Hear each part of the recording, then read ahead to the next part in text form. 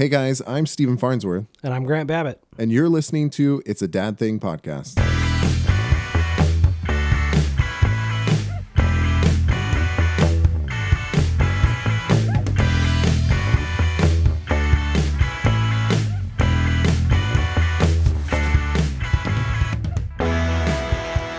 Hey guys, welcome back to another episode of It's a Dad Thing podcast. Steven, how you doing, bud? I'm good, man. How are you doing? I'm good. I would say it's a new level of stress. I feel like I've been going through this this time period where it's kind of like, hey, this is great to be home, and I'm really like looking forward to having the kids around. And I know I've been saying like I wish I had more time with the kids and more time to do things. I've been busier than normal, which is very weird. Been very busier now that the quarantine is here. But yeah, I think I'm getting to that point now where we are starting to have those days where it's like really tense in the house at times, which is very, very tricky. And I think a lot of it is mainly because the baby's coming pretty soon, and we're under so much stress there. So it's a new element that, it's like, we know we should be able to take a breath and relax, but it's been hard. So, what about you guys? You guys going crazy? You guys doing all right? Yeah, I mean, I think we're doing pretty well. I know, like, normally I am super chill, and I find myself a lot recently getting really frustrated, and that's not normal. But I think that's just a quick representation of, hidden stress or things that I'm trying to push down, things that I'm trying to kind of like maybe ignore, not really talk about. So, but yeah, I mean, just hanging in there as much as we can, like everybody else. And we got the kids here, so life isn't crazy different, as far as, us being at home. But obviously all the outside influences of a pandemic and all that, all that stress and everything makes it completely different. So, right. But yeah, I mean, it's, who knows? I try to limit my news intake, each day to try to just get a quick headline on, see if things are opening up or what's happening, but then try to close out of it really quick, because it's just draining and it sucks the life out of me. And I find myself also in a weird way, like, with being filmmakers and freelance and all that kind of stuff, you normally feel that pressure, when you're not working or your job's ending or something, and you kind of go through those levels of grief, and it's like, oh my God, I'm a terrible filmmaker, I'm a horrible person, no one wants to talk to me, I'm the only one, all those kinds of things. And so I feel myself going through that, but wanting to like reach out and try to like really hit that freelance mindset of like hustle and bustle, but then everyone's in this in this mindset of like, what do we do, what's going on? And that's the part that feels weird, because then I'm like, well, okay, so then it's not me, but then I don't really feel better about it. Yeah, I was going to try to make a joke about how I don't ever feel that way, but you're right. I mean, this thing with the quarantine is like, it's a game changer, man. I had a job lined up. I don't know if I mentioned this on any of the episodes or anything yet, but I had a job lined up after this whole thing started where I was going to do some editing from home. And I was all set up, and I was talking to the guy, and he was ready to hire me for this job. It was going to be 5 days a week, 5 to 6 days a week, depending. And it was at my own pace, so I could still do things with the kids during the day and then do this at night. And, I don't have to leave my house, and I can still have income coming in. And, right. And he said, okay, we'll talk on Monday. We'll get things set up. And then on Monday, right before we started talking, they announced that the Olympics were going to be pushed back a year. And then when I got on the phone with him later, and he goes, hey, so by the way, I was going to hire you for our Olympics sponsored thing that we were doing. And that got pushed back. And so, I already got kicked in the shorts once. Now I'm getting kicked in the shorts again. So there's like moments like that are just happening that are really tough. But I will say, on the positive side, I've had a lot of these thoughts of like, if we are coming to an end, and granted, there doesn't seem to be really an end in sight, but if we're talking about maybe there being an ending, soon within the next few months or whatever, I've been starting to go through the feeling of, oh, wait, am I going to go back to normal and then miss being around my kids all the time? Because like, right now, we're stressed, right? We're super stressed. Right. we're going crazy. It's different. It feels weird. There's a lot of emotions, but at the same time, I've really enjoyed being around my kids. Like, I really have. And yes, it's hard.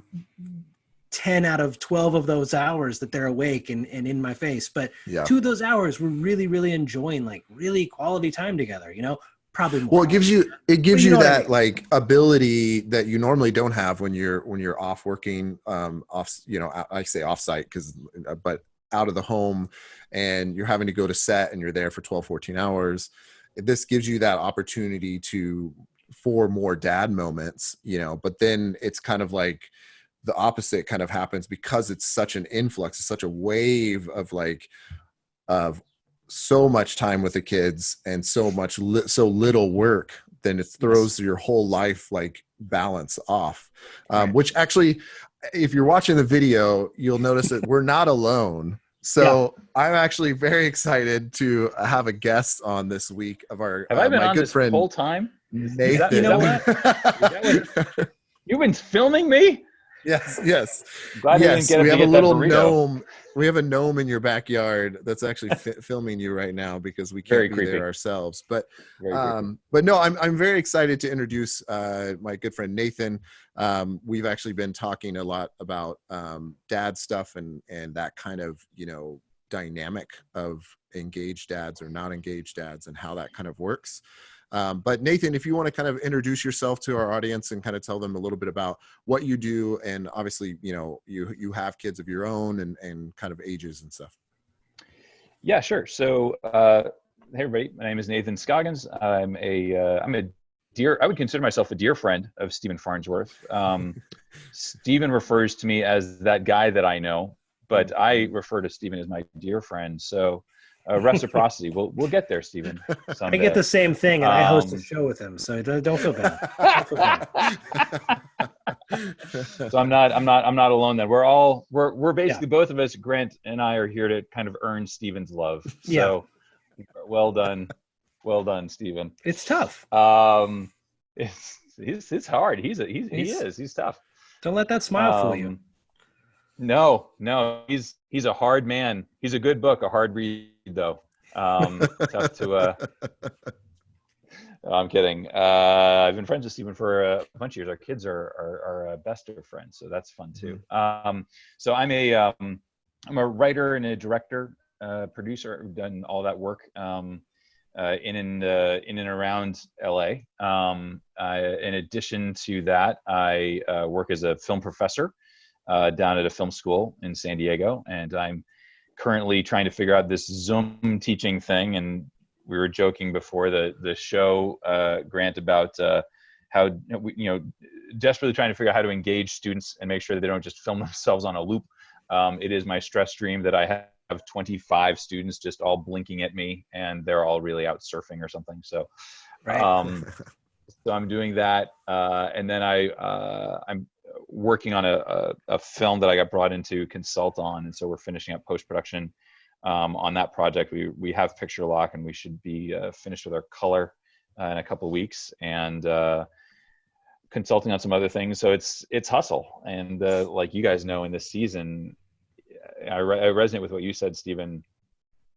You know, we're caught up in this gig freelance life all the time, and there is so much FOMO that you have out there. And right now it's weirdly kind of a relief to go, okay, we're all in the same boat. It's just hard for everybody. And there is kind of that strength in numbers thing that does make you feel like, okay, it's hard for everybody, which means that we're all not alone, which is a weird comfort in this time, but it is a comfort. So there's also a comfort in us being dads during all this, because that's a different element too, because I see a lot of people posting about how they're so bored all the time and how they've got all this free time and how they're being creative and doing all these things. Now, I'm not saying that's a bad thing. What I'm saying is my experience is different. And I think you guys can probably attest to that same thing. A lot of us, Stephen, I know you homeschool at school already, right? You and Sarah do that. But do you guys homeschool at all, Nathan? We do. Yeah, we have. I've got 3 daughters.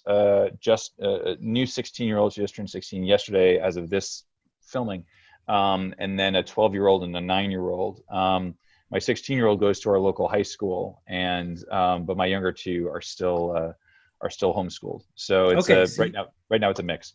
yeah, so you guys had a little more experience coming to this. So that's good. Hopefully, do you feel like it's eased? Like, do you feel like you had an advantage going into this? Do you had already a lot of that homeschool either set up or infrastructure set up, or, you know, just having the kids used to that structure?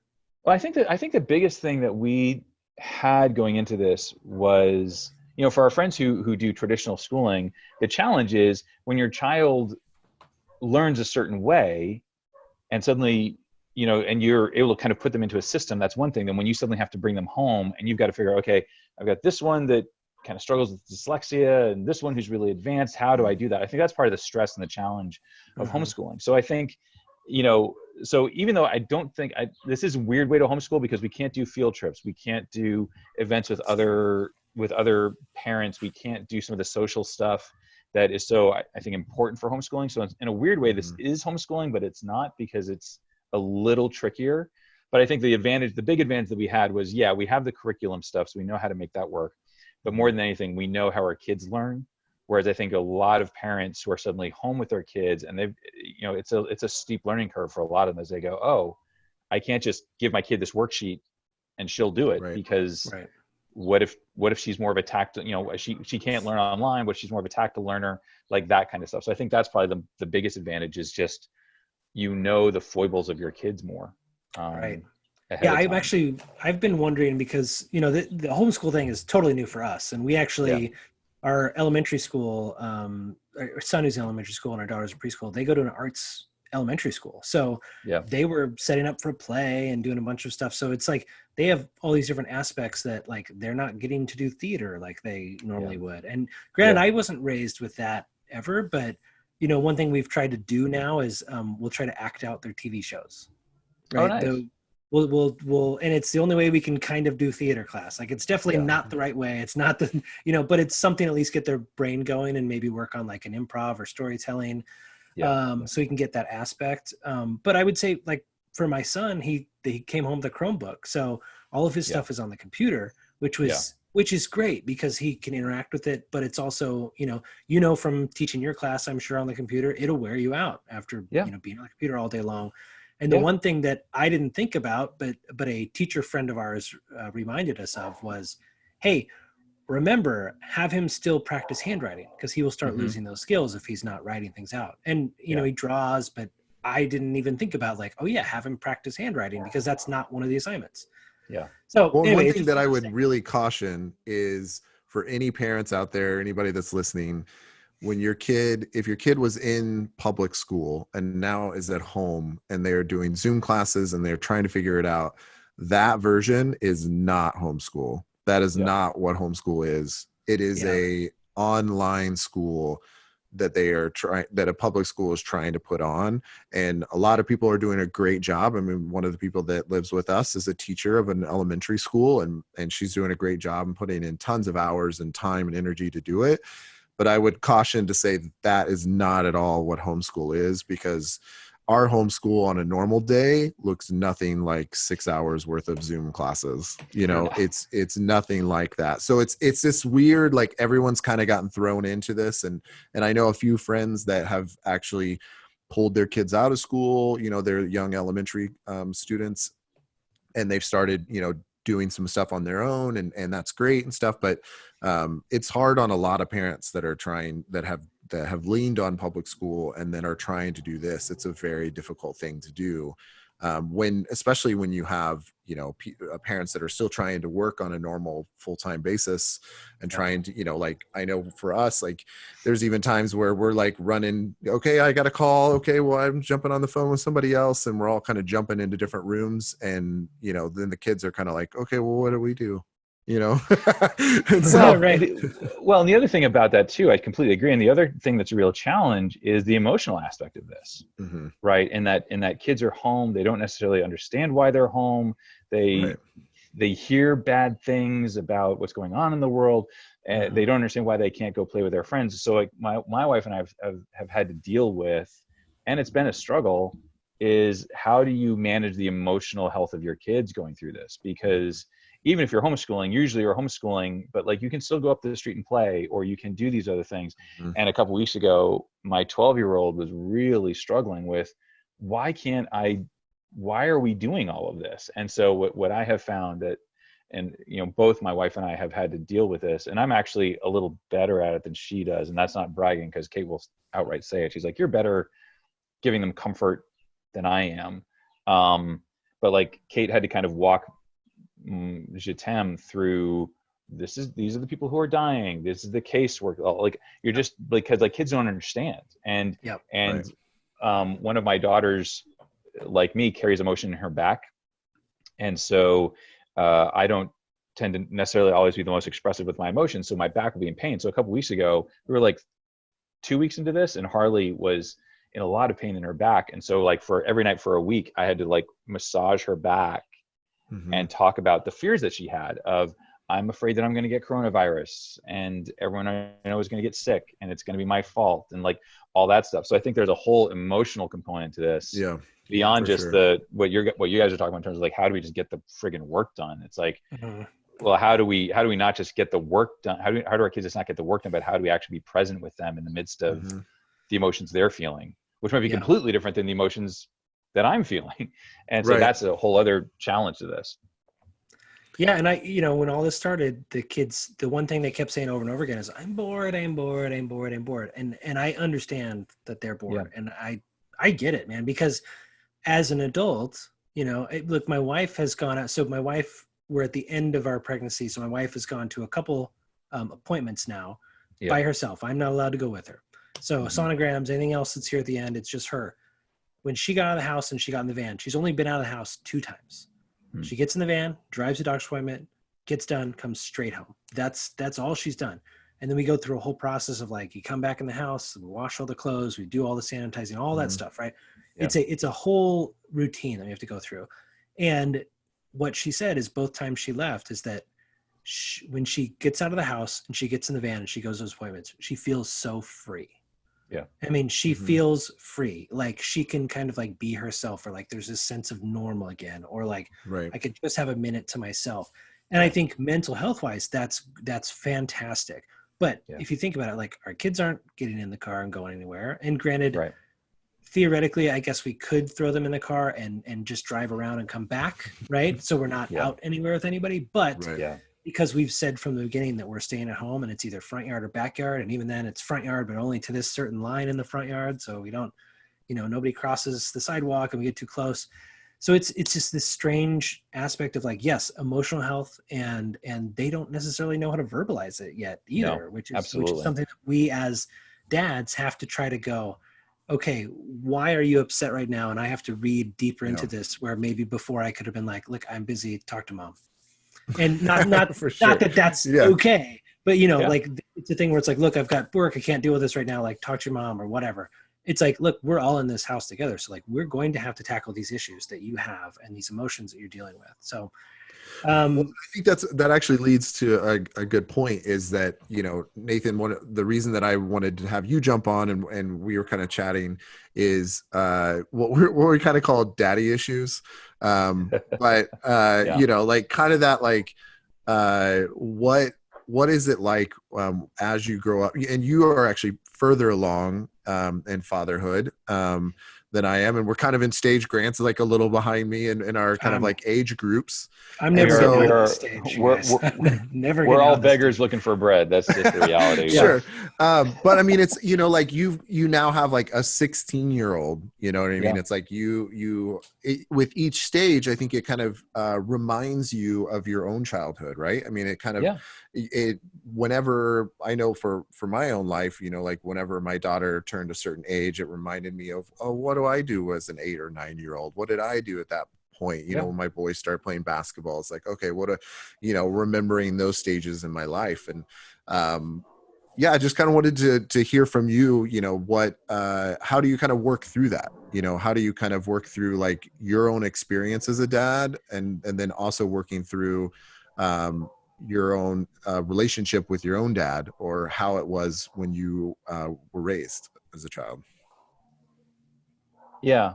Well, it was funny because I think the first the first real sort of, I think the clearest example of what you're talking about, Stephen, is we had homeschooled Ellie, my oldest, up until she was 14. And we had thought she would homeschool all the way through high school. She's a little advanced. Sorry, there's a dog barking. I'm out on my porch, so there's a dog that's decided to. We're all stuck in this. It's not worried about it. You can't go anywhere, so it's fine. Right. Yeah, that's what it is. Deal with the dog. But my daughter, like I said, we were thinking maybe we'll just homeschool her through high school. Maybe she'll do things at the local community college when she turned 16. And she was 13 and said, Dad, I think I want to go to high school. And I had been homeschooled actually growing up. And I went to high school at 14. And I remembered what that experience was like for me. It was really hard. I was advanced for my age a little bit. I was kind of a weird kid. And I remember thinking, I don't want Ellie to go through what I went through. And my daughter, who's very perceptive, she said, Dad, maybe I should get involved with some things before I go into high school, because she didn't know any kids. So I immediately, knowing my daughter, I said, cross country. That's what you should do. You should run with a cross country team. That's your tribe. And part of it, I knew that was because I ran cross country and track in high school and college. And so my daughter ran with a cross country team for that summer before she started high school. She volunteered at the local library. She got involved with a youth group at a local church. And we did those like really intentional things, but that was like for me, remembering kind of what you guys are talking about, remembering how it was for me at 14 and going, what do I wish I had done differently? What do I wish that I'd been given that I didn't? Yeah. And it was funny because then we're kind of going through this time where the 80s are in again for a lot of music. Yeah. So, and I kind of missed the 80s the first time. So my daughter was like, Dad, like she came up after like 2 weeks. She was like, Dad, have you heard of Queen? I was like, yes, I'm familiar with Queen. And she's like, Dad, have you heard of the Cars? I was like, yes, I've heard of the Cars. And so she was like, give me all the music. And so in a weird way, because I kind of missed it the first time, I got to go back and experience Toto and Depeche Mode and all these kind of things that I kind of missed the first time with her. So in some ways it was kind of interesting trying to have that intentionality, because it did lead to me kind of getting some things that I missed the first time in a weird way. Sure. But I think that's exactly what you're talking about. It's like, and because I remember like how it felt the first day I went to school. And so I remember like giving Ellie a pep talk the first day. And then there were some really good things that happened in high school. Like my dad would drive me to school every day. I didn't take the bus because he wanted that 10 to 15 minutes with me. And so the first day my wife was like, should we just let her walk to school? I was like, nope, I'm going to drive her. And that has turned into every day I drive my daughter to school, because I remember my dad being so intentional, and I remember really liking that. So I think it is funny. Like you get these like memory sense hits and you go, okay, what do I miss that I wish had happened? And then what are the things that happened that I'm grateful for? And it becomes this weird kind of mix of I get what I got, I give what I got, and then sometimes I get to try to give what I didn't get. Sure. Yeah. I mean, for sure. Yeah. And I think that's, for each dad, that's, you have your own story developed in that, right? I mean, your own perspective, especially the, perspective of how I was raised, things that I got to do, things that I didn't get to do, how involved was your dad, that kind of thing. I mean, especially when my boys started playing basketball, I mean, it brought up all the memories of my dad and how heavily involved he was in sports in my life. Yeah. I mean, just, but don't you think there's a challenge in that? Like, I think there's a level of reflection that we have to be willing to do as dads that maybe our dads weren't. Even like my father was much more, this worked for me, so it's going to work for you. You're going to be fine. Because I found my dad wasn't necessarily as reflective of his childhood and his youth as I wished that he had been. Yeah. And so I think in some ways I mean, for me, my experience is different than that, because my dad was very reflexive, or reflective, right? So I mean, I know they're of that same generation, but my dad, for instance, like on a many different ways, but he grew up with military dad, right? And my dad wasn't able to go through military because he had health issues. So that kind of changed the culture of our family because he wanted to go into the military, which I most likely would have went into the military. And like, so starts that. Now, granted, also my grandpa drove trucks for a living and my dad drove trucks for a living. So I kind of broke that cycle as far as like, just things just happened down the line. But I know like my dad, I remember him talking about how like his dad was not as physically affectionate with him as as when he was younger. So it was always a big deal for him to make sure that he was always hugging me. Right. And always like always was there, but also showing support the whole time. And I don't know that he didn't get support. I don't know that that's the case ever, but I think my grandpa came from a generation where that just like you were saying, like the dads may just not have had as much emotional depth at that point in fatherhood. Because it was more like I'm working, I'm taking care of the family, where now we're almost to a point where we're like trying to be 50-50 where we're working, but also contributing in the home. But for instance, my dad was always super, super supportive. And I think it was one of those things he's like, I wish I would have been this supportive, or not saying bad, just maybe I had support, but here's even more I'm going to give to you. And like, that's one of the things I thoroughly remember in my childhood is no matter what, and no matter how much crap I gave my parents, which by the way, was a lot. And I mean, were you firstborn, secondborn? I was where were you in birth order? Oh, wow. Yeah, I was firstborn, and I was the first of all like the grandkids in my family. So I was like the first. I was the first test baby in the whole family. Yeah. So, but yeah, I remember my dad always being the coach. I mean, my dad was always very supportive. But it's one of those things that like that it always meant a lot to me that he was like, I'm going to tell you I love you because I want you to know that I love you. And that's something like I have taken that, and that's been super important in my life. And it's not like I personally have been reflective and like, I wish my dad said I love you to me more, because he does. He says it all the time still to this day. But it's one of those things that like, I want to pass that on to my kids because that's so important to me. But for instance, my dad, for sports, right? And I know Steve and I, we've talked about this before, is we can sit down and watch football together. My dad can just sit and enjoy it and be like, that was a great game. And I sit and I analyze everything because I'm so into football. Like that's where we differ. Right. But for instance, my dad, growing up, he did photography for his school, but he also did like swimming. So like, and he played basketball. When I grew up, yes, I played basketball too. And he was our basketball coach. But for instance, I got into football in 4th grade. And he never played football. So like, I think that was very out of his element for him. But I played football from 4th grade up through my senior year of high school, and even like was going to go into college to do it, and then had an injury and couldn't do it. But for instance, like 4th, 5th, 6th grade, I wanted to quit over and over again because I was like, no, this is too hard. Like I get hurt. I don't like it. And then my dad would be there and say like, look, you're not going to quit. Like, just do it. And now, granted, with all the brain stuff, I kind of wish he would have let me quit, but that's not his fault. There's a different time. But I love football. And still to this day, like, yes, I don't know. I may have brain stuff in the future, or I may have it now. I don't know. But for that time and that support that they gave me, they were always on the sideline. They were always my biggest supporters. Even now, whenever I make a film or I do anything, they are the biggest supporters I've ever had. And it's amazing that support, that love that came from him, where, he said, look, this is the way I'm going to raise my kids. This may have been how I was raised, but this is how I'm going to do it. So yeah, I think my dad was very reflective in that particular setting, and maybe not all dads are, but my dad was. I feel very lucky for it. Well, it's funny because my dad grew up military as well. My grandfather was in the Air Force. And so he grew up in an environment where he moved every 12 to 18 months. And so he moved from Colorado to Japan to Massachusetts to Baltimore, like all over the place.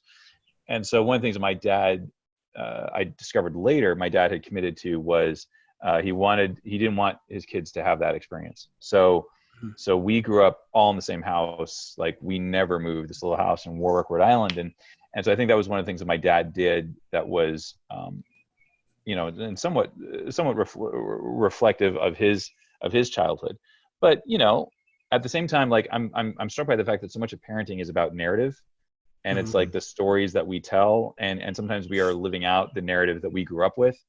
And and it takes sometimes work to, and not everybody's willing to do that, maybe that level of work, because you grew up and you bought the narrative or whatever it is. But I definitely sort of have found myself, as I now parent my own kids, be mindful of, because the narrative that maybe as you get older you want is, yeah, it was great growing up, and Sure. and I have to be mindful of, it wasn't always great. And what, Gordon Dolby talks in his book Healing of the Masculine Soul, he talks about father wounds. And I was on a men's retreat a year ago with a writer named John Eldridge, and he was talking about how even the best fathers leave work that is undone in their sons. And so I've had to be mindful of, and I don't have sons, I've got daughters, but I know that those father wounds can still be deep. So I've had to be mindful of, don't question your narratives, question your stories, question those experiences. Because in some ways I think even doing that has helped me to be present with my kids. So like yesterday, for example, it's Ellie's 16th birthday. Everyone's driving by. It's this beautiful day. She's getting a lot of presents. And my second daughter, JJ, was just kind of sitting off by herself. And so I remember how it felt as a kid. My sister tended to shine more as a kid. She got a lot more attention. She was more sparkly. She was younger, but she had a lot of pizzazz even to this day. And so I remembered being overshadowed by my sister as a kid. And so I drew aside with JJ yesterday and just said, hey, are you feeling a little overshadowed right now? And she was like, yeah. And I was like, yeah, I remember how that felt. Can we do something special together, you and me, like in the next week? And she immediately lit up. And so I think sometimes it's like, for us, the work of remembering the stories, and remembering the narratives, and being willing to confront the things that maybe, it would have been easier yesterday to just enjoy the day with Ellie, but it's like, nope, I got to remember the bigger story and be intentional about that. And, and my dad has been open to that in some ways. And in some ways he has his own story of how I grew up and his own narrative of how I grew up. And so as I'm trying to be present with my kids, having to maybe go back and have some conversations with my father about the narrative that he is telling himself, and going, yeah, Dad, that's your story. That's not mine. Yeah. And we got to deal with the distance between the two. Yeah. Right. And as I'm watching my kids, I'm just being mindful of those narratives. Yeah, that is a really good point, because granted, there's a difference in, like, there's different narratives and there's different experiences, right? So your dad experienced your childhood different than you experienced it. But yes, going back and flubbing narrative or maybe just not remembering the difficult parts are totally different, because I know I have lots of parts where I have lots of like gray areas what I don't necessarily remember, but my sister's like, yeah, I remember, like, when you moved out of the house, I was an only child and it was terrible for me. I was like, I don't know what you're talking about. Like, it was great. We had a great relationship. She's like, no, we didn't. So that stuff happens all the time. And it is that it's everybody's different perspective, but it's also like, we go through such a long life, really. It's what you only get the highlights. You don't remember every single thing. So that is an interesting way of, like, reminding yourself to shape the narrative. The one thing I wanted to kind of talk about, I know this is a hard moment for me, and I don't know if you guys have went through this, but I feel like it's an everybody thing. So let me know if I'm alone, but I'll throw it out there. At some point, right? Like right now, I have little ones. My oldest is 7. I am infallible, right? Dad is a hero. My kids are little. So, like, I am the coolest guy. I'm the funniest guy, like all these great things. And I know that really only lasts, maybe if I'm lucky, until they're about 10, 12. And then they start thinking their kids or their friends are way cooler than I am. That's my estimation on this. But I remember, like, for instance, right now I may be their hero. Now, when I say this, I don't mean, like, my dad was my hero growing up, right? He was infallible. He was like a superhuman. He had super strength, all of those things. And at some point he became human. So when I say, like, when did your dad stop being your hero? I don't mean when did he stop being, like, somebody you respect, but when did he go from being like this superhuman abilities to, oh, he is human? And like, did you guys go through that? And do you remember that moment that you went through? Because I definitely do. I'm wondering if you guys do, or if you still look at your dads like they're superheroes, superhuman. I mean, you know. Yeah, I mean, I can take a crack at that. I think, Yeah. I see that, like, the way that I was raised and the way my siblings raised were very different. There's a pretty big age gap. And, it's like 6.5 to my younger brother, and then another 6 or 7 years to my younger brother and younger sister. So there's a huge age gap, and I can kind of see that, like, the way that that my dad raised me at the beginning was very different than what it is now. I mean, my dad became a pastor whenever I was 16, and went into the ministry at that point, and still is now a pastor.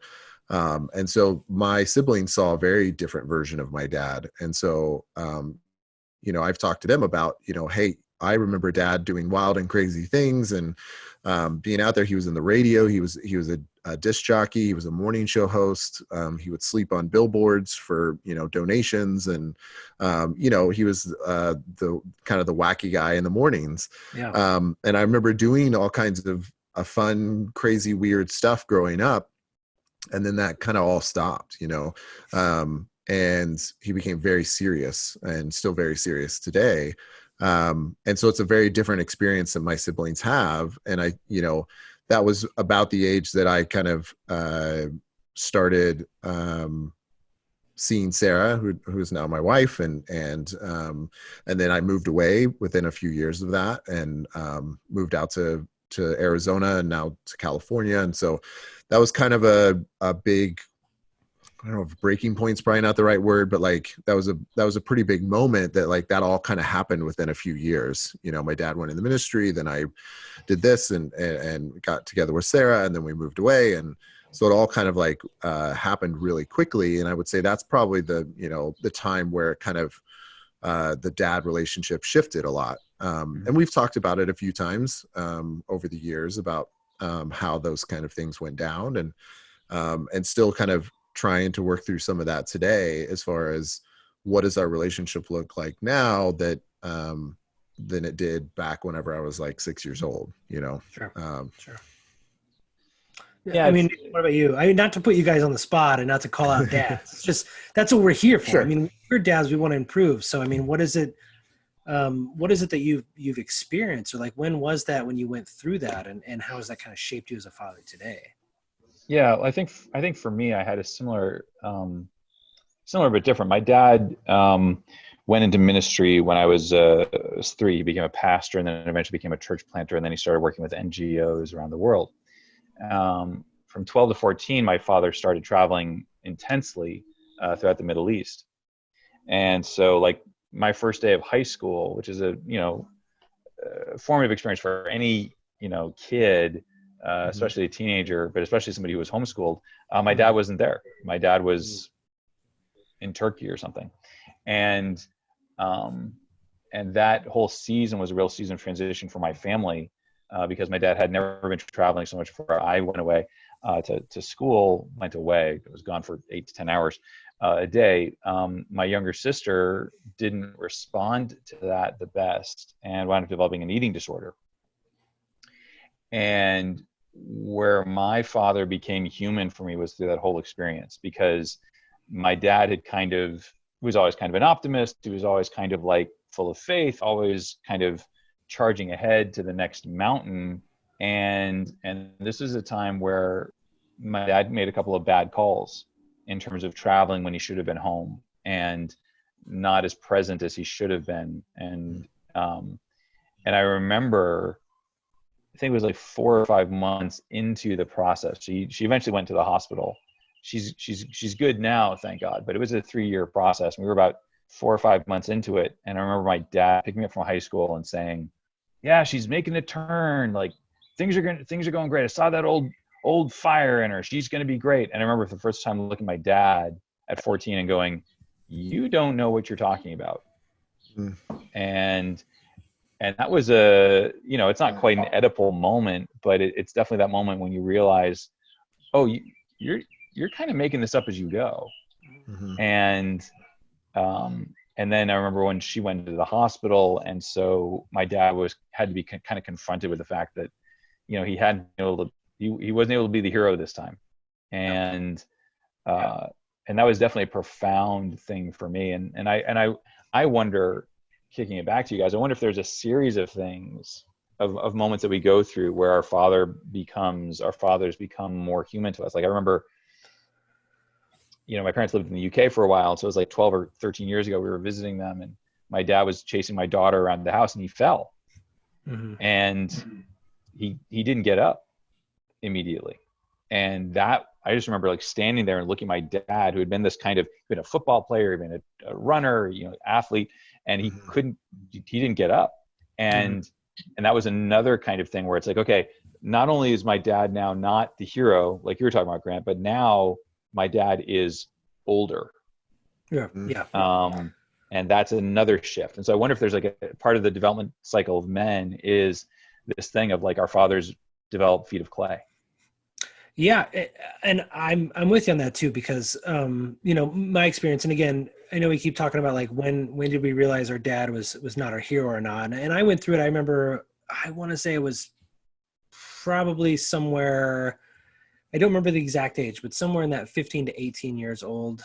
I remember it was one of those things where it's like, we found like my dad's bong or whatever. And it was the kind of thing where it was like, whoa, Dad, like, what is this? Like, you know, and I'm thinking like, you guys tell me not to do this. I don't do this. Like what? And granted, you know, my parents grew up in the time of like hippies and stuff. So like, why would that not be a thing? But you look at your parents and you think, well, you never did cool stuff. My kids can't picture me as a kid. They can't picture me with long hair even. And now I'm just this balding dad. I'm like, yeah, I used to have cool long hair.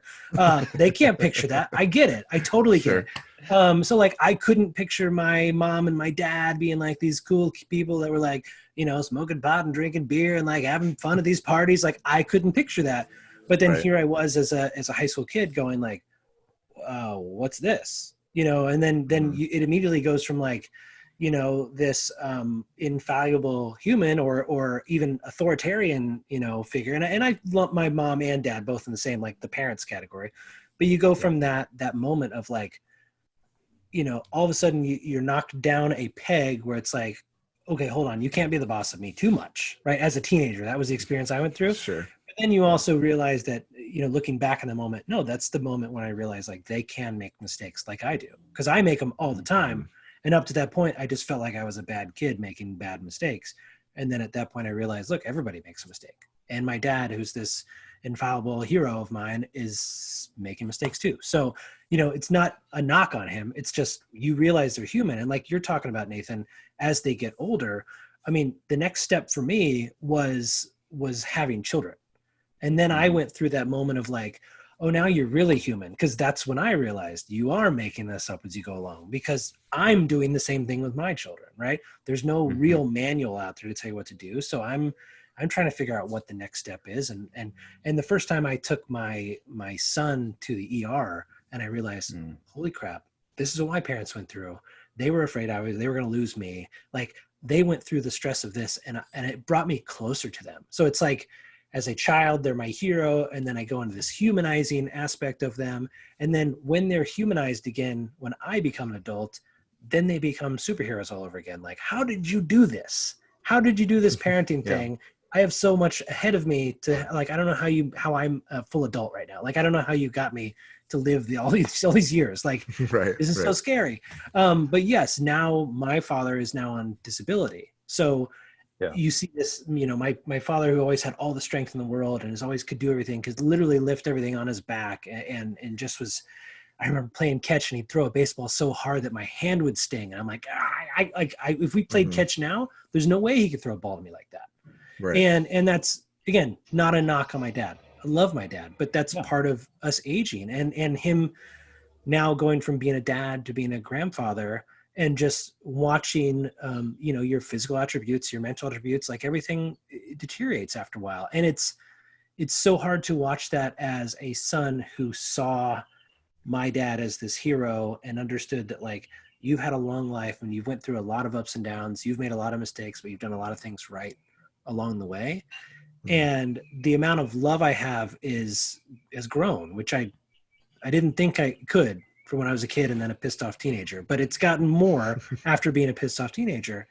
And so, yeah, it's this aspect of not so much weakness, but like strength in not able to do the things that they can anymore. Does that make sense? Well, I think, well, you know, it was interesting because I agree with you. I think part of it, you know, how do we understand and develop grace for the weakness that is there, but how do we at the same time pursue the healing that we need for the stuff that went awry, right? Because I can empathize with my dad and go, oh, all right, like you didn't know what's up, but at the same time being able to go, yeah, but this was hurtful, or this was a wound that didn't need to be created, and how do we deal with that, I think, is part of the challenge, right? And sometimes we can have those conversations with our dads and go, hey, this was a failure, this was a, you know, I wish this hadn't happened. And then sometimes we can't. I'm very mindful of that. But I just remember, you know, my dad traveling long after he shouldn't have with my sister. And so a couple of years ago, my wife was sick with an infection. And you guys know, you're working freelance, you get a call about a gig. And so I got a call about a gig. And my wife was, I think, sick at like 2 months at that point. And I got a call about a gig, and the money would have been helpful, especially because we were spending a lot on Kate's medical stuff or whatever. And I was 2 days away from flying out. And my daughter at that time was 11. So a little younger than I was. I was 14. And I remember putting Ellie to bed, and she said, Dad, I'm really afraid of you leaving. And I said, why are you afraid? She said, because I don't think I can take care of Mom by myself. And it was a sense memory for me of being 14 and my dad traveling and going, I'm going to make a different choice. I need to make a different choice so that this narrative does not continue. And so I called the producer and said, I have to pass on this gig. I'm really sorry. This is the situation right now. I need to be home. And so I think part of the trick is, how do we have grace for the failings of our parents, while at the same time not perpetuating some of those same hurts down? Because, you know, that broken behavior tends to repeat itself, because we tell the story that we have told. And so for me, that was, I think, a real marker for me of, okay, my past doesn't have to be my future. But it does require me to recognize stuff that happened that I wasn't okay with, that was hurtful. And I hear what you're saying, Grant, not with an attitude of criticism, not with an attitude of, you know, stick it to the old man or out of spite, but just be able to recognize a pattern and go, that pattern stops with me. Right. And I wonder if that's, you know, I do think there's something noteworthy when we can recognize those stories and tell it. And I think it's also kind of like that. I think Sarah and I talk about our own family tree and what that looks like. I think also kind of lends itself to that, in the sense of, okay, obviously we have family members and cousins and parents and aunts and uncles and all that kind of stuff. We already are a part of a family tree. But if we were to be that great grandma, great grandpa, you know, figure, what would we want our family tree to look like? What kind of family do we want to lead in the next generation? And I think that kind of lends itself to being self-aware of not only, you know, things that you were, you know, like for me, it's like I was raised in a very typical Midwestern white middle-class family. And that lends itself to a lot of things. And a lot of ways that I was raised. I was raised with, like, if anybody remembers, like VidAngel, where it's like it censors everything on the TV and like hooks up to closed captioning. I will never forget. So here's this quick story for you. I'll never forget VidAngel. We're watching Everybody Loves Raymond, and it was like the big show for my family to watch. And whenever there was a curse word or whatever, it filtered, you know, through closed captioning. He's talking, and I don't remember what they were talking about, but the word that they were censoring was sex. So somewhere in the thing it says sex, okay? or some version of sex. Okay. Okay. All right. And so it mutes the television, throws up closed captioning at the bottom, and it says the whole like sentence, and then in parentheses it says hugs, and then it goes back to the television in normal sense, and that is burned into my brain for the rest of my life. I understand that as a pastor and whatever, as a dad, you want to be able to like, let's not have them listening to Eminem at 4 years old. But it's like, it was the philosophy of, I understand what my parents were trying to do. I get it and I appreciate it, but I'm not going to do it that way. Yeah. Like, because I felt like what the execution of it was it drew too much attention to that thing is bad and you shouldn't do that thing. Yeah. And I wanted to treat it differently, in the sense of, those are things that we just choose not to do, not that those things are evil and here's the specific thing and bad on you or bad on that person or thing for doing it. Well, there's a really good example of that. And again, you guys can edit this out if you want to or whatever, but because we homeschool, we won't. Perfect. I won't touch it. But because we homeschool, my wife, a number of years ago, I'm working away wherever I was, and she called me down to the bedroom. So I skipped down to the bedroom, and it's afternoon, something, well, maybe there'll be some afternoon delight or something. There was not. That's not how this story ends. Sorry. So I am too. Thank you. I appreciate it. I was rooting for you from over here. Thank you. No, it's tragically no. So I walk into my bedroom, and my wife is there with my daughter, Ellie, who's like 12. And Kate just looks at me with this like smirk on her face. And she's like, your daughter has something to ask you. Oh. And I go, okay, great. Wait, Steven's heard this story. So I go, great. What do you want to know? And Ellie just kind of looks at me and she goes, what does it feel like to ejaculate? And I had, going off of Steven's story, I had like half a second to figure out how I was going to respond, because same with Steven, I grew up in a house that was very like, you lock that stuff down.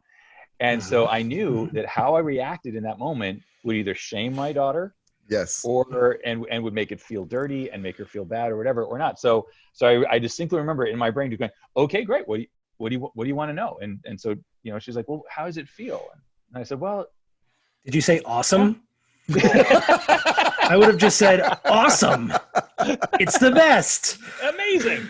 It's like your baby girl, right? It's not like you're like, oh, I'm not, it's not that I'm afraid to talk about it. It's just, this is my baby girl that I used to like hold into my arms. Exactly. And she's now asking me this question and I don't know what to do about it. Exactly. and so I remember saying, you know how it feels when you haven't peed in a really long time and then you pee? And she said, yeah. I was like, does that feel good, right? She's like, yeah. I was like, that's how it feels. And then I fled, I just got that one away. But no, go ahead. Go ahead. I was just saying, it's this balancing act of how do we parent well? How do we care for our kids well? How do we avoid the negative stuff that we grew up with about, oh, you can't talk about that, because as soon as the kids figure out what you can't talk about with them, or what you won't talk about with them, they're like, that becomes the thing they're most interested in. Yeah. Well, and that's, again, you guys, when we talk about this a lot, because Steve and I have such different backgrounds. Like, he comes from being a pastor's son and I do not. So like, my parents knew how many partners I had, and they knew a lot of stuff because I was very open with them, and they made it so I could be comfortable with them.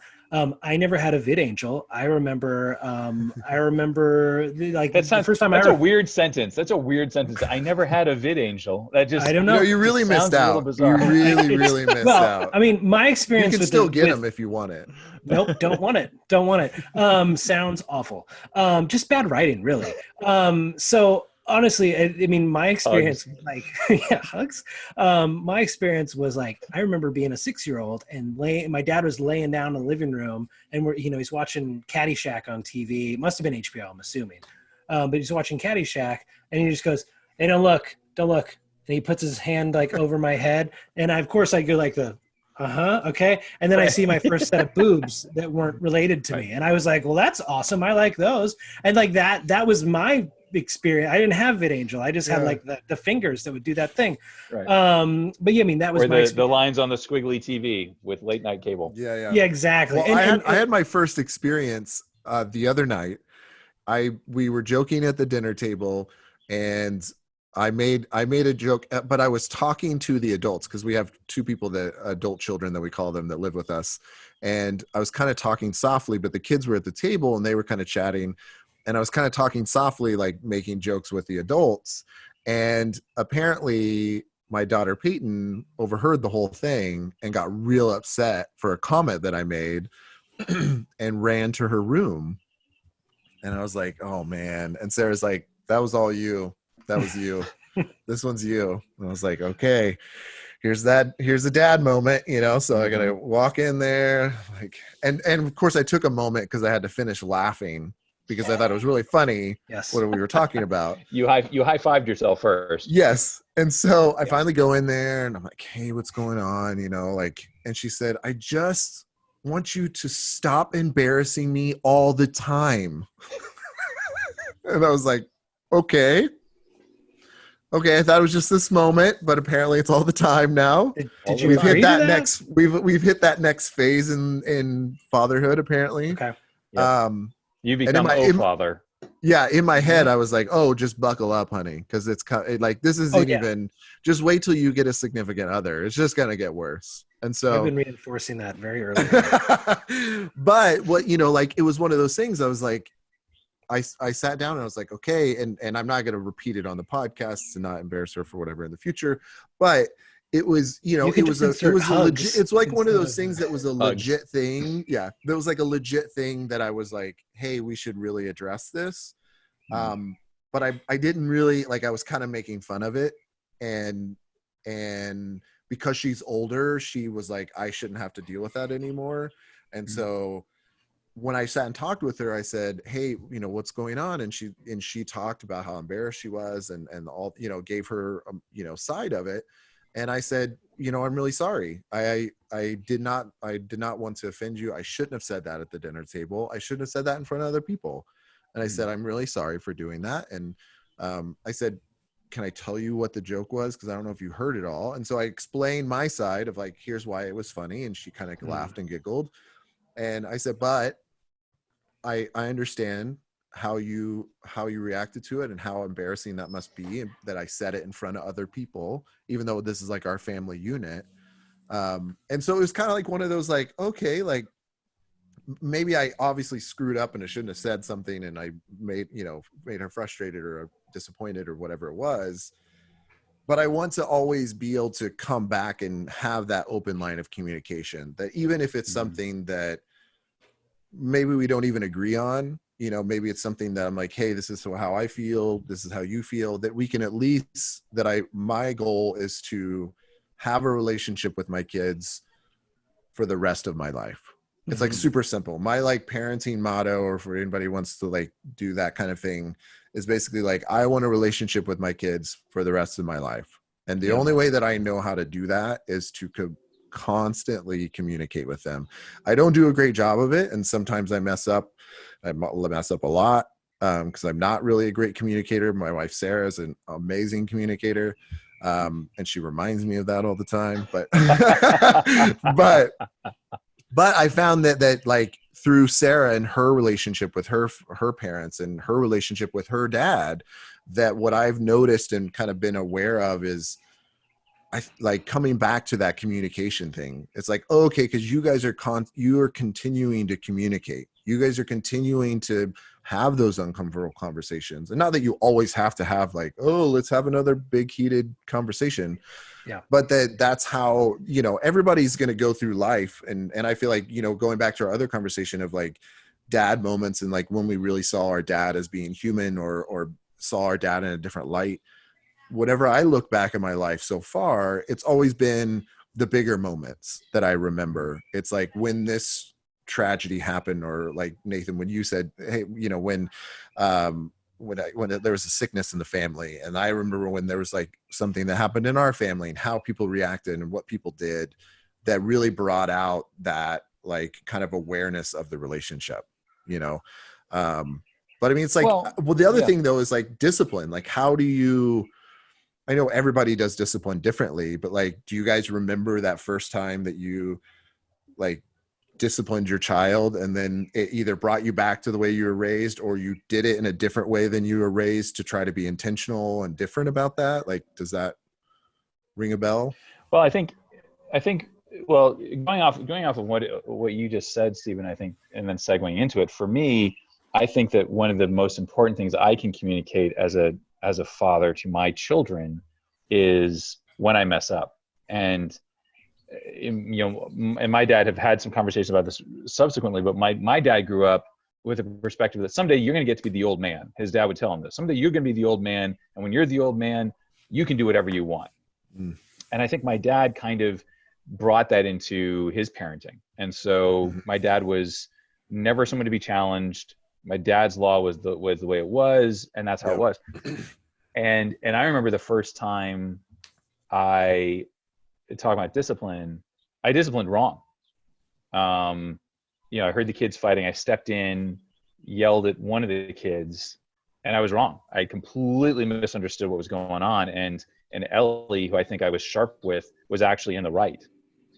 And Katie, my wife, told me this after I stepped in. Kate usually knows, like, okay, when Nathan's heated, it doesn't happen a lot, but when it happens, like, this is not the time to grab the tiger by the tail. So after I kind of had said my piece and had been very firm with the kids and stepped out, Kate was like, you actually got that completely wrong there, compañero. And if you don't want your kid to be angry at you, you might want to do something different. And Ellie couldn't have been more than 6 or 7. Yeah. But I distinctly remember walking back into the room and sitting down with her and saying, I want you to know I was wrong. I'm sorry. And I need you to forgive me. And Ellie said, it's okay, Dad. It's okay. And I said, it's not okay. I was wrong. I'm sorry. I need you to forgive me. And Ellie said, I forgive you. And so I think that it's not just how we communicate, which I think is so important, but I do think that it's what we communicate. And I think that sometimes one of the most important things we can communicate as dads to our kids is, I blew it and I'm sorry. And I need you to help me make sure that doesn't happen again. And if it does happen again, you can tell me that I was wrong. I think a lot of times dads, we don't necessarily give our kids permission to tell us when we are assholes, but the reality is that we can be. And when our kids, and I get it, it's like when you're 3, you can't necessarily have that conversation. But I think that it is important because otherwise, Grant, I think the question that you asked, our kids will either discover that we have feet of clay, or we will tell our children we have feet of clay. And I think that there's something beautifully formative when we come clean with our kids and say, hey, I am not perfect. I will get it wrong. And I need you to be aware of that. And I think in some ways, we'll because otherwise we'll get caught, and that could be more scarring for our kids to discover that the man behind the curtain is not who they thought he was. For sure.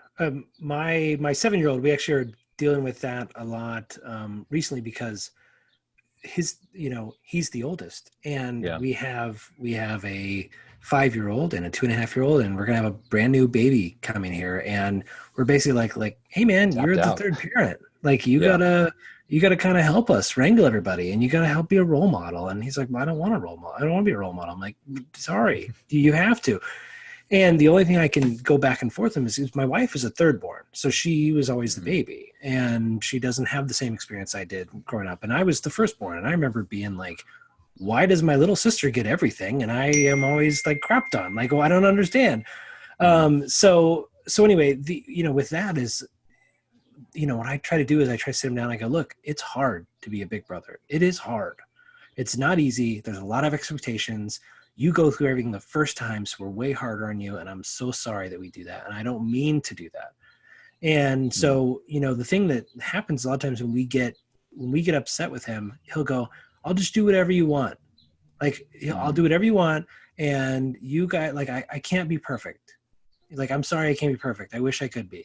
And you're like, it's okay. I'm not perfect. Like, nobody's perfect. And so that's the whole thing, is like, I have that conversation with him all the time. like what you're saying is like, I try to nip that in the bud right away, because I've always been a person to set low expectations. That's why I joke about having a teeny tiny penis with my wife when we first met, because I wanted to set the bar low. So as a dad, right, I try to set the bar low in the fact that like, it's okay if you mess up, because it's totally normal.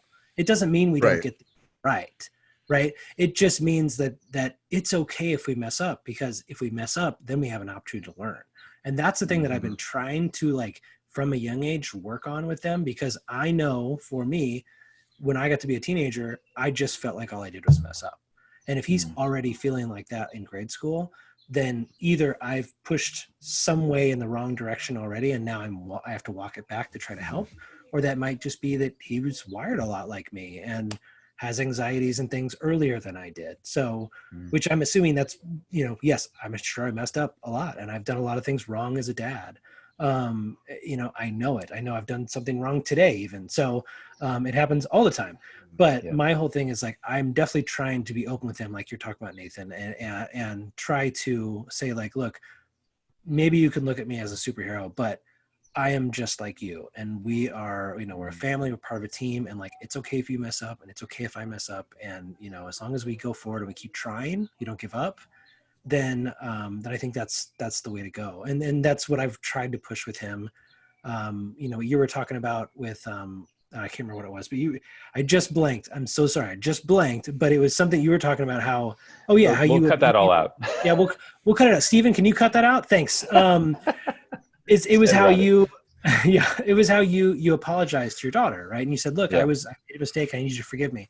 That's the same kind of thing that we try to do now too, is we'll sit in there and we say, like I've done the thing where he's talked back to me, and I'll hit him real quick, like on his butt or whatever. I'll just like, pow. And he's like, we'll freak out. Like, why are you doing that? And I'm thinking immediately, why did I just do that?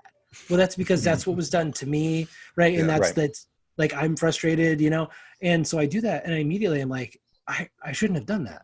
Like, I'm so sorry that I shouldn't have done that. I should never done that. And I'm sorry that I made that mistake. And he'll say, it's okay. And I go, no, it's not okay. Like, that's never okay.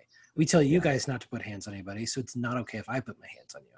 So, like, yes, you can forgive me, but don't forget that this happened, because I want you to like call me out when this happens again, because this isn't okay. Does it feel good to me? No, I don't like just like you're saying, I don't like being told I'm not doing good things to dad. But I mean, let's be honest. Well, that was where it was. Dad, so it was really interesting, because a couple of years ago, basically, in terms of my family history, my sister went to the hospital. She gotten sick. She was in the hospital for a couple of months, came out, went back into the hospital again, came out. And then like, we never talked about it again as a family, like for 20 years, like we just never dealt with it. Yeah. And I realized, because my wife and I had a miscarriage about 10 years ago, and I've always been kind of an easygoing lady. I can be intense, but never anger. But for the first time, I was really getting really angry. And I remember calling my dad and going, I'm struggling with anger, in the aftermath of the miscarriage or whatever. And dad was like, oh yeah, I struggled with anger for like 20, 25 years. I've always had an anger problem. And I was like, really? Like, did you ever want to tell me that? Like, that could have been something that could have been passed down. And I was like, oh, it never occurred to me. And so I do think that sometimes it's interesting that my dad, who never manifested it to me, but clearly this was a thing that he struggled with, but he wanted to have this perspective. He wanted to be seen as strong. And so he wasn't honest about some of the struggles that he had. And so when I started struggling and I was not able to lock it down, I was kind of disappointed in my father. My father hadn't at a certain point let me see behind the curtain and bring me into kind of his inner sanctum. So I saw him as, I felt guilt and shame of the things that I was struggling with as a father and as a husband and as a man. And Dad was like, oh yeah, I've struggled with that for a long time. I was like, well, it would have been helpful to know. And a couple of years later, we did some counseling, and my dad said, yeah, I didn't want to deal with everything after your sister left, because I felt like a failure as a father. And so I wanted to look strong for you. And I remember saying to my dad, at 14, I understand why you want to look strong for me, but sooner or later, you got to be exactly what you're talking about, Grant. We got to be willing to own our weakness. Yeah. Because sometimes the paradox is true that in our weakness we are strong.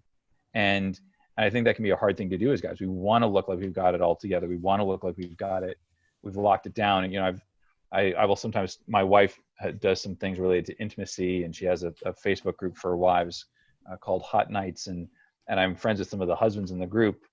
And there's that kind of like even macho jock kind of posturing about, I don't need a Facebook group to talk about sex with my wife. I know what I'm doing.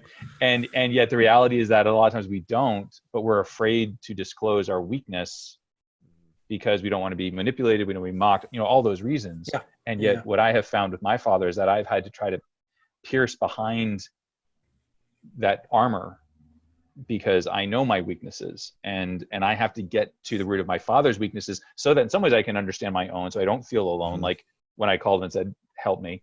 But also sometimes that we can heal from that sort of false posturing. And so I really connect with what you're talking about, Grant, in terms of like, how do we get past this kind of false posturing, this macho bravado of how we deal with our kids and go, yeah, you know what? I was weak then. I need to deal with this differently. And that can be a real challenge for us as dads. I went through that really healing.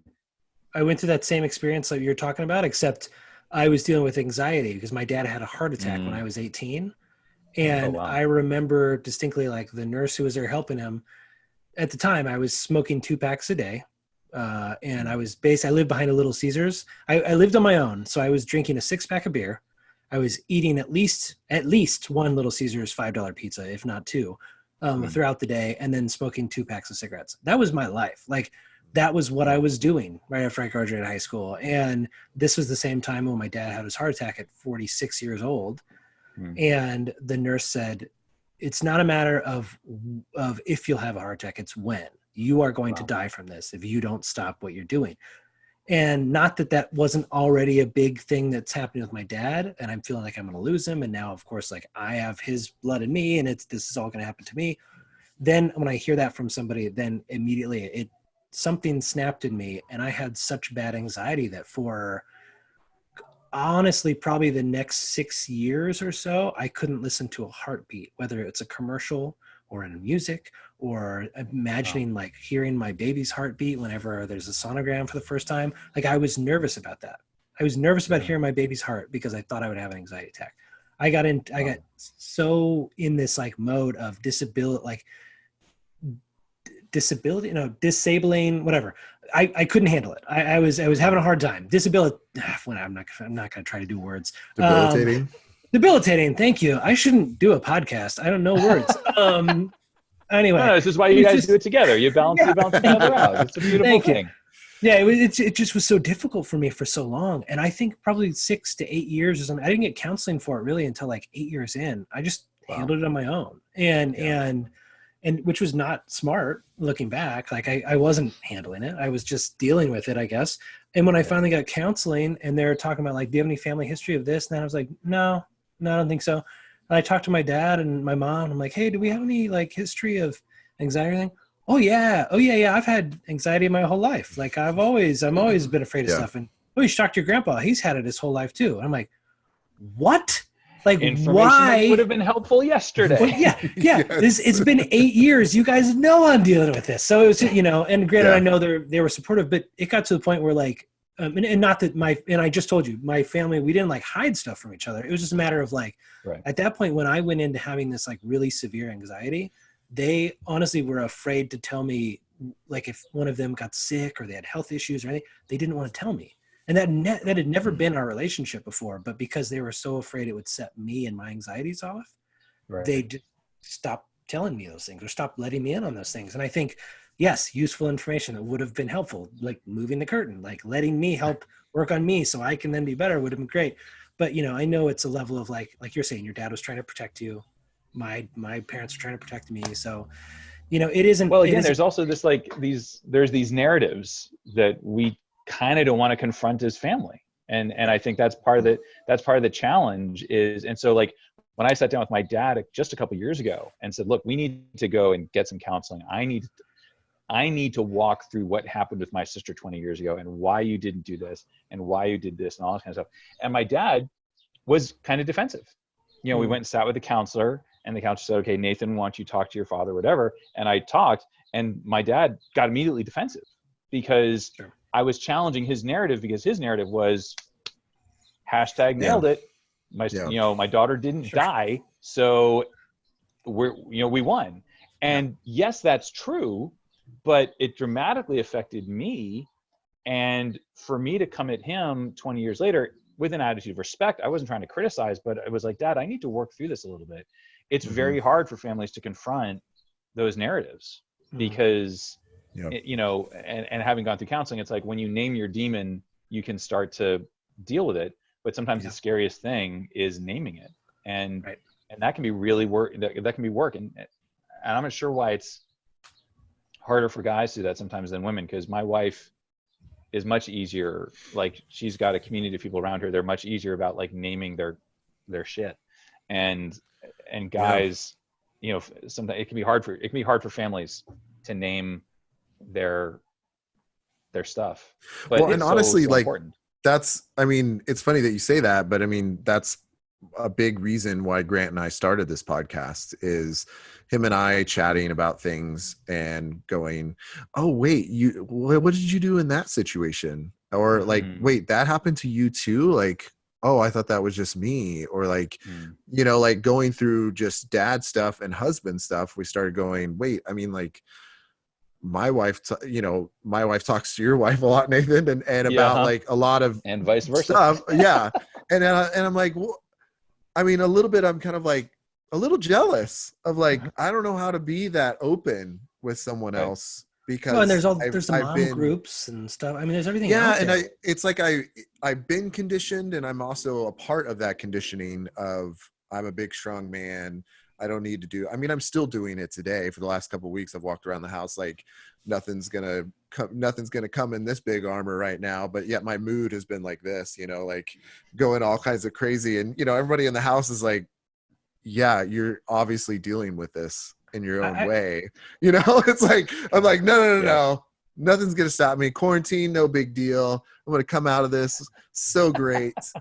And they're like, yeah, you need to like talk through it. You need to like address it. You need to be more self-aware. And I think that's like a good thing to remember as dads, like not only things like this podcast, but like in articles and stuff, but like talking to other dads, talking to, depending on your own relationship with your own dad, and talking to, your father-in-law, if you're married, or, like having those kind of conversations, to one, not feel like that you're alone, but two, really be able to understand somebody else's perspective. And be able to understand maybe why they made those decisions, and maybe you still disagree with those things. I mean, there's still things in my life that, I disagree with my parents on, and how they did things and why they did things.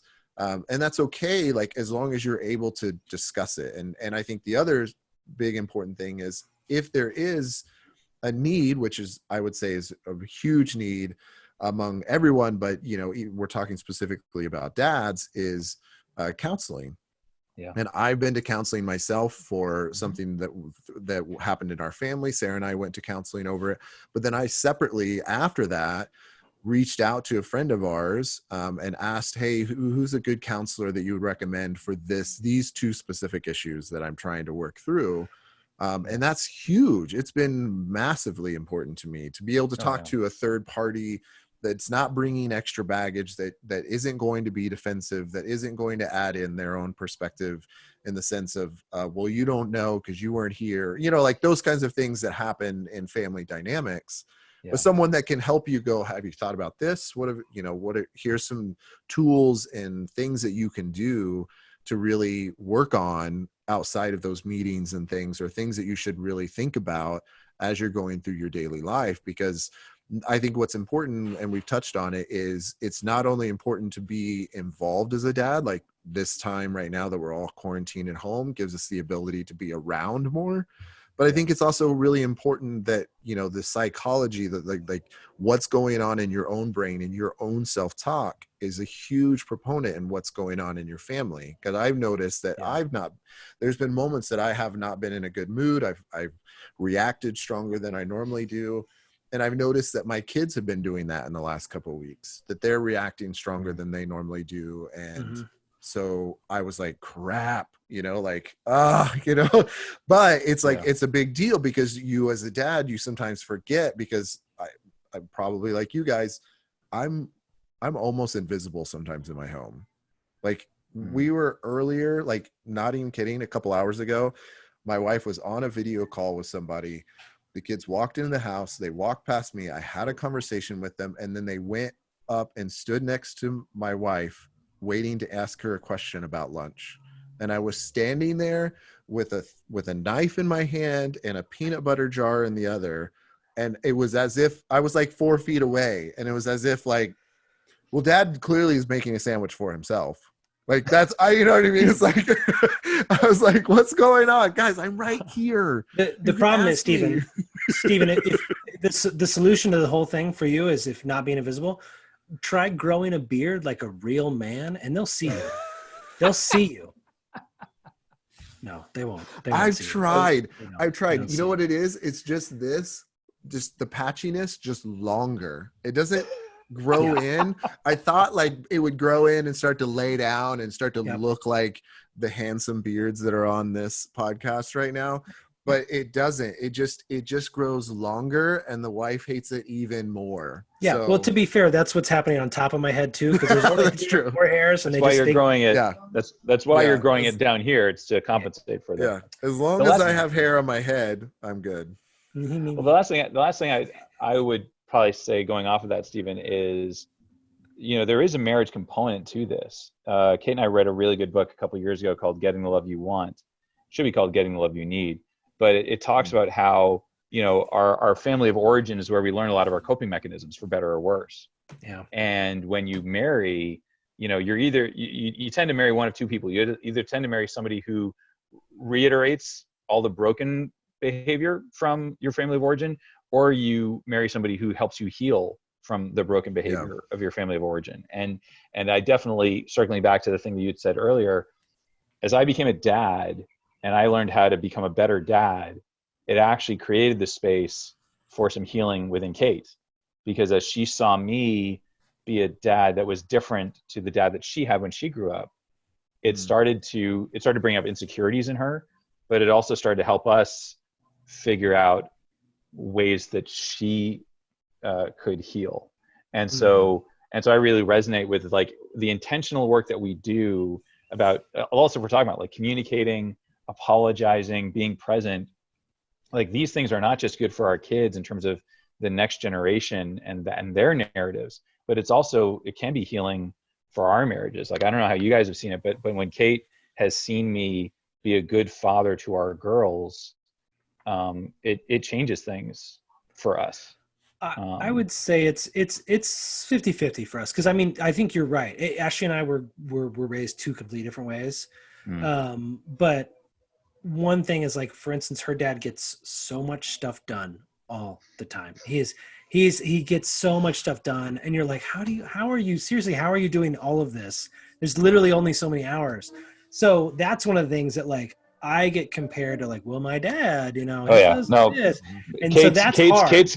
Kate's dad's a general contractor, and I'm like, hammer, nail, where did these go? So I completely relate. I'm like, I am useless. Kate literally is the person. I'll just take the hammer and the nail. I'll do this. So yes, I completely. I'll take it from here, like, Nathan. But the stuff that my father-in-law does well, it's like, nope, can't do that. Yeah, exactly. But I will say, like, to your point, I have an emotional depth that's probably too deep for my own good. Like I have a lot of emotional depth when it comes to like talking things out with the kids, and even trying to talk, and I say trying to talk things out with my wife. So like there is an aspect of that where I think I feel like I can make her proud, and like we do have a better relationship when I'm being a better dad, when I'm more understanding, as opposed to when I grew up, it was a lot of like, I'm going to be louder than you, and that's how you're going to hear me. Right. And that's what I brought into this relationship and being a dad. So when I'm not doing that, when I'm finding that balance of like her aspect of like, we're getting things done, we're taking care of things as a family, but then my side of the family where we're trying to work through the emotional things at the same time, when I can find that sweet spot right in the middle. Yes, you're right. I think it does improve our relationship a lot. Yeah. It's just hard because my wife and I, and I don't know, like you were saying, there's two different ways. I think it's also another way to be said is like, I know a lot of people that are very similar to their partner and a lot of people that are very different. And my wife and I are on the Myers-Briggs spectrum. We are literally on the outside. We are the least likely to make it in a marriage based on our personalities. So, you know, it's the thing every where day you're beating the odds. Right. Yes. Sometimes just barely. Yeah. But you know, it's one of those things. It's like when we are clicking, we're on. So like what you're talking about when we were doing that good parenting from both sides, not just good cop, bad cop, but it's like, we're finding a way to both have fun with the kids together. You cannot stop us. Like it is, those are the best on so many levels. But yeah, those days when we can't connect and we can't, it's a struggle or it's stressful, like Steven, like you're talking about, or being ignored or any of those things, like, yeah, those are all a challenge, and they don't just weigh on your relationship with the kids, it's also with your partner. So yeah, finding that sweet spot is very important and very, it's tough, but I mean, like when you're there, it's awesome. It's just like when you're telling your daughter how great an ejaculate feels. That's the same thing. You're right there. It's the good, right? Is that what the kids say? One might feel slightly better than the other. Slightly different, yes. I will say on that note, you're not alone in this experience, because my son, so we've made the point to always, like, we don't call a penis a wiener or whatever. Like we've been out places and heard someone say like, "Hey, wipe your turtle," and we're like, "What the hell is that?" But there's just like some people feel uncomfortable saying those things, right? So we've always called them a penis or vagina or whatever. Like from the beginning, they see, bad with words. The medical words. That's what I say. Anatomically correct words. Yep. Man, I shouldn't be doing this podcast. But yeah, so like we try to get things accurate. So like, for instance, when we started talking about where babies come from at a very young age, I think at 5 is kind of when we started the conversation. And by 6, I remember very similar situation. My wife calls me into the room and my son says, "So Dad, you put your penis in mom's vagina?" And I said, "Yeah, I try to. I mean, like, yeah, I do. That's how babies are made. I try to as much as possible." So I mean, I aim my best, buddy. I aim my best. I try, buddy. I try. But yeah, I mean, that's our. You're not alone. We're that's our closest thing to that so far. But you know, the conversation in our family was, how do you get it out? That was the. Get the penis out? Mm-hmm. Well, the conversation for us was, how do you The conversation for us was, "Daddy, what happens if you have to pee?" And very logical. Yeah. Yep. They're different. Did you tell them about the 2 train tracks and how there's the shifter right in the middle? Works every time. You don't have to be totally accurate. Just scientifically close is fine. Grant, you come over. You explain it to my daughter. Grant will just make the rounds. He'll be like, I'll be like, it's like the bat signal. But Grant will be there. You just put the bat signal up. Set up smoke signals. Grant. Grantmobile. Okay, there's 2 tracks. Listen up, kids. All right, listen. When one's coming down the track, you don't want to have 2 trains on the same track. That's dangerous. So you got to shut off one of the tracks. Yeah, I know. Pretty good with my analogies, I guess. God. Well, Nathan, thank you so much for coming on the podcast. Yes. I really appreciate it. I don't know if any of this is usable, but it was fun. Yeah, it's fun. It's great. I think it helps dads. I hope that people listening are able to hear the things that we're talking about, and obviously, like, understand what we're going through and what's going on in their own life, and be able to use some of these little nuggets, like the train tracks and stuff, in their own life. Because honestly, like, the train tracks. we all are kind of like trying to do our best, right? We're all trying to do our best. And especially now with like the cloud of quarantine and COVID-19 and all that stuff hanging over our heads, like we have added pressure to be like, what are we going to do with this time? What are we going to do when the world kind of freezes for a little while? And not like a Netflix and chill, because we're all, we're parents. That doesn't really happen very often. I wish. Where it's like, did I say that out loud? I'm sorry. All these people who are like, this is the time to write your King Lear, or time to invite Google. It's like, how about my wife and kids? How about I didn't screw them up today? That's my goal. Yes. I'm just trying to remember to shower. That's pretty much my goal. Yes. Yes, Hilarious. just try not to freak out, because Mhm. I'm such a Exactly. planner that I'm like, well, you just can't come up with a plan. I tried, guys. There's no plan. I worked on a plan to shut us down, travel my family back to LA. I don't know after that, and that's a really weird feeling. Yep. Yeah. This is where we are. Well, thanks for having me, guys. This was fun. Thanks for the conversation and all that stuff. Hope I was able to contribute something good. So we're all Oh in it yes. together. No, you've just the simple story you're talking about with your daughters. I am looking forward to having that discussion with my daughter in the future. So thank you, Nathan. Thank you. And if your daughter doesn't start it, you're going to start it with her. Hey, kid, Yeah. want to know about ejaculation? Yeah, my wife will love that. She will. Yeah. love that. Oh, she'll dig it. It's so much. expected. Not going to surprise anybody, but yeah.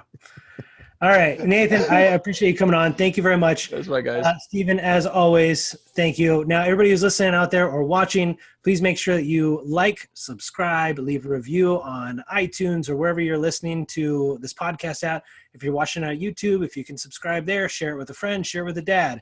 On Facebook, like it, all those places. That helps us share this, helps us get us out there and hopefully help other dads. So again, Nathan, thank you. And you guys, until next week, this has been It's a Dad Thing podcast. Thanks for listening. Thanks, everyone. Bye.